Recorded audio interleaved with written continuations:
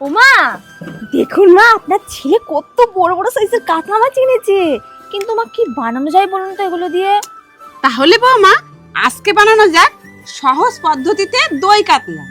সবার ফার্স্টেই একটা গামলার মধ্যে জল নিয়ে মাছগুলোকে ভালো করে ধুয়ে নিয়ে সমস্ত উপকরণগুলো রেডি করে নিয়েছি। এবারে একটা পাত্রের মধ্যে মাছগুলোকে রেখে লবণ আর হলুদ ভালো করে মাখিয়ে নিয়ে সর্ষের তেলের মধ্যে এপিট ওপিট করে ভেজে নিলাম। তারপরে মিক্সারের মধ্যে পেঁয়াজ, কাঁচা লঙ্কা, শুকনো লঙ্কা, রসুন, টমেটো আর কিছুটা দই একসাথে পেস্ট করে নিলাম। তারপরে ওই মাছ ভাজা তেলের মধ্যে ফোড়নে গোটা গরম মশলা, গোটা জিরে, শুকনো লঙ্কা, তেজপাতা দিয়ে মিক্সারে পেস্ট করে রাখা সমস্ত মশলা দিয়ে দিলাম।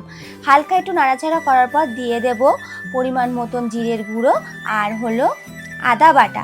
তারপরে সমস্ত মশলা একসঙ্গে কষাতে থাকবো যতক্ষণ না তেল ছাড়ে। তেল ছেড়ে দিয়েছে, এবারে ভেজে রাখা মাছগুলো দিয়ে পরিমাণ মতন জল দিয়ে ঢাকা দিয়ে দিলাম। কিছুক্ষণ পর ঢাকনাটা খুলে চেয়ে রাখা কটা কাঁচা লঙ্কা আর সামান্য পরিমাণে একটু চিনি ছড়িয়ে দিলেই রেডি আমাদের দই কাতলা সিম্পল পদ্ধতিতে। চলো এবার একটু টেস্ট করে কেমন, ভালো তো? দারুণ।